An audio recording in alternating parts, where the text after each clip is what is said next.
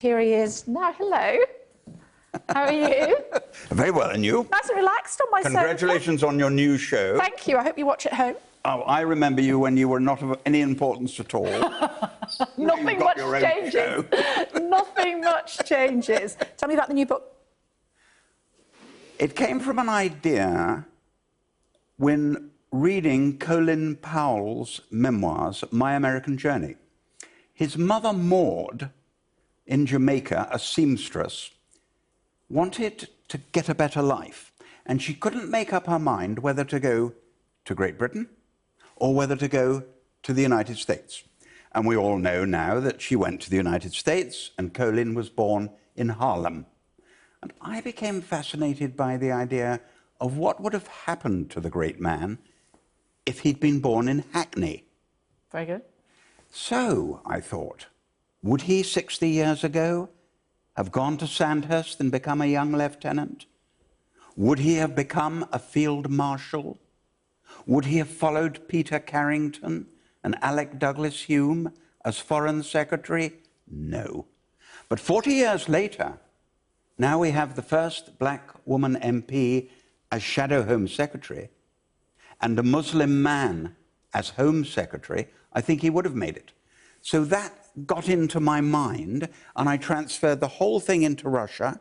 A 16-year-old boy called Alexander just won a scholarship to the famous language school in Moscow, and his father is a trade union leader who is annoying the KGB, and they kill him. They take the boy's scholarship away, they make him work on the docks, and his mother, Elena, a tough lady, decides they have to escape. And their uncle arranges it on the docks. And they go down to the docks, and there are 2 boxes. And he says, one is going to the United States, one is going to Britain. Which one will you get into? And Alexander tosses a coin. Heads you win. You could write a book. Russia, how do we... I mean, obviously, you must have concerns like our present Foreign Secretary does about the situation with Russia. Yes, indeed. And indeed, in writing about the book, I have to confess, having started it 2 years ago, I did not realize that Russia would be in the headlines every single day. So the timing of Heads You Win is very strange in that way, which is why we've asked people, particularly professionals like yourself, not to reveal the ending. I don't mind the fact that I've teased the reader by sending both boxes off and following the life of Sasha and following the life of Alex. But I don't want anybody to know until the end. Of course. If you were still in frontline politics, how would you be dealing with the present situation with Russia? I think actually our Foreign Secretary and Shadow Foreign Secretary are handling it as best as possible. You've got to be firm. You've got to be determined. It's clear that Salisbury is an evil business, and this farcical suggestion that they were going down there to look at the 165-foot spire on the cathedral, and what a lovely city they wanted to visit. What a farce. I cannot believe any intelligent Russians believes we're so stupid we'd believe that. So I think, yes, we've got to be very firm. You can't have Russians coming on our land and killing people indiscriminately. No, I'm with the government and the opposition. I think they've both been very firm. How involved are you with present-day politics? Well, I'm fascinated by it. I'm 78 years old. But I when I say you don't look it, Lord Archer. That's very, very kind. I'm 78 years old, and I look from the outside. It doesn't stop the fact that I chat to people every day in the House, and I'm fascinated still by politics, but I watch these new people running the country. What sort of headlines are attracting your attention at the moment? For me, Jamal Khashoggi is I mean, I'm very interested in foreign affairs, and that is a story where the United Kingdom needs to get involved, doesn't it? I mean, we're being told by our Foreign Secretary about red lines, and red lines is certainly as far as Saudi Arabia is concerned. Surely that has gone over that red line. What happened at the Saudi consulate in Istanbul? Totally. You're talking about Khashoggi. I am. Totally unforgivable and totally unbelievable.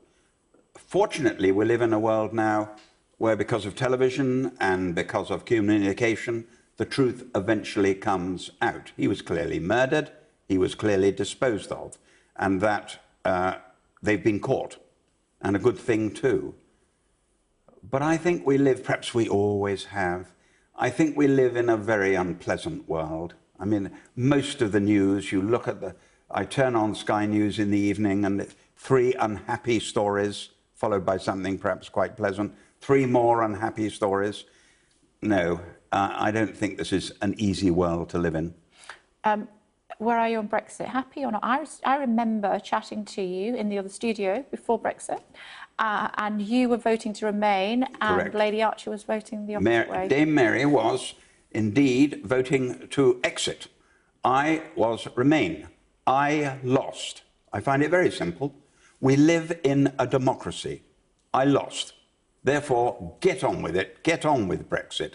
I certainly don't want a second referendum. What a complete waste of time. And I also think the British people would be very annoyed with a second referendum and say, I think they'd vote even more firmly to come out a second time. And it's so insulting for people to say, well, we didn't have all the facts. You study as much as you want to. You look carefully at what you're presented with. You made a vote. It's up to you. If you were too damn casual to care, and I don't believe that, by the way, I think most people did feel very strongly about exit or very strongly about leave. And exit won. I lost. Get on with it. Yeah, what about all the porkies that were told, including £350 a million pounds a week extra for the NHS? Both sides, I think, Indeed, of course, both sides exaggerated, without question. I mean, what would happen if we didn't remain in? What would happen if we came out? At least I think they were exaggerated, but I remain convinced that if you had a second referendum, the British people would say, we've made that decision, stop messing us about. I'm actually against referendum on balance. I think you should elect members of Parliament. They should go to the House of Commons. They should listen to all the arguments and they should make the decisions. You're going to have a referendum every few weeks if you're not careful. This, of course, was a great and important occasion. OK, we had the great and important occasion and we voted on it. What's your view on the way that David Cameron dealt with that? Well, I think the sad thing about David Cameron's premiership is that it's now going to be the only thing he's remembered for. Many of the things he achieved during his premiership will be forgotten because people only remember Brexit. I think where it went wrong was not our end. Those Europeans who didn't give him a bit more, who didn't say, yes, we can see you're in trouble, Prime Minister. Why don't we offer you X, Y, and Z, and then you can go back to the British people and they'll feel better about Remain. He got nothing. He came back with nothing. And I repeat, the British people are not that stupid. They realised he'd come back with nothing, and it affected the vote. So why did he choose to have a referendum? It was because he was on the ropes from people like Nigel Farage? No, nothing to do with Nigel Farage. It was to do with quite simply, that he'd put it in the party manifesto. And having said in the party manifesto, I will hold a referendum, the British people can decide, he had no choice. I don't think Margaret Thatcher would ever have put it, I don't think John Major would ever have put it but once they had, he was stuck. Was he right to resign straight away? Would I like to be? Was he right to resign straight away? Yes. Yes, that was. The British people had voted against what he advised. The British people had told him he was wrong. But he was leaving your party with a terrible mess. It would have been impossible for him to continue in those circumstances. Every time he rose at the dispatch box, he would have been reminded. No, I think he did the honourable thing. I think going was right. What do you think of Boris Johnson? I think he's an amazing personality. He's clearly extremely bright and lots of fun. And long may he stay that way, because the last thing the Conservative Party needs at the moment is another election. Because if we have another election, I feel we have to have a general election. If we select a leader who has never been voted for by the British people, I think it it would be the right thing to hold a general election. And for that reason alone, the last thing the Conservative Party need at the moment is a leadership election. I saw you being very grumpy on the TV this morning, Lord Archer. You were very grumpy. Very grumpy on the TV You were this very morning. grumpy with Susanna, my friend, this morning when she asked you about what should happen as far as Theresa May is concerned. Well, I'm actually far more interested in the deal we'll get from Europe. I'm interested in what you think about Theresa May. I know where you're trying to get me to go. I think she has to Being remain... grumpy with me will not work, Lord Archer, as you know. I have known you for many decades, and it's no point being grumpy with me. I don't want a leadership election, and I think she must be left as Prime Minister. We will know better. We will have a better opinion when we know what we've got out of Europe and we know if the House of Commons has voted for it. And I'd like to see a clear run until then. And once that's been decided, we can all decide whether she's a capable Prime Minister or not. Do you think she is? Yes, I do. So she should stay in office? Oh, most certainly she should stay in office. I can't see someone who's so obviously her successor that we should all jump up and down with glee because we found someone. But if it wasn't her, then who? I answer that always with the following. I didn't know who would be leader of the Conservative Party 2 weeks before Margaret Thatcher got it. I didn't know 2 weeks before John Major got it. I didn't know 2 weeks before Cameron got it. I didn't know 2 weeks before May got it. So when it's 2 weeks to go, give me a call. Do you ever get writer's block? You're so prolific when it comes to writing. No, I've been very lucky. It's weird because my home in Mallorca is called writer's block. Right. But no, it's never happened. Maybe one day it will. I confess I never know more than 3 or 4 pages ahead, because I'm frightened if I know too far ahead, the reader will work out what's going to happen. But my theory is... So the end's always a surprise to you as well? Yes. Fantastic. If I don't know the end, how can they know the end? And in fact, the end of Heads You Win, that they're all talking about, really did genuinely come with about 20 pages to go. And I thought, can I pull it off? Will it work? And wrote it and realised I had to rewrite the whole book to make the last 20 pages work. Wow, you are such a brilliant storyteller. Talk to us about the lovely Mary. She's now, last time I saw you was your Christmas party, and you were announcing that she was chairman of the Science Museum? She's been chairman of the Science Museum for a couple of years now, and absolutely loving it, having been a scientist all her life, having taught at Oxford, Cambridge and London University before becoming chairman of Cambridge University's hospital, Adam Brooks, and then she was invited to be chairman of the Science Museum. I've never seen her happier. And indeed, in our 50 years of marriage, I've never seen her more content. I think probably running a great hospital with 7,000 staff and a 700 million budget is an hour-by-hour worry. There's only bad news every day. Running the Science Museum, which is a great honour and privilege, I think is a bit easier than running an NHS hospital. I think that's... I met a man today who wants to be chairman of a national... I told him, it's not fun. No. She is a magnificent woman with a brilliant brain, it has to be said. Can I talk to you about the House of Lords, which of course you are a member of? We saw last week that one of your colleagues, one of your peers, if you will, in so many ways, chose to out a senior, I'm picking my words very carefully, tiptoeing through the lawyer's raindrops here, a senior businessman. Was that the correct place to out someone who had a super injunction?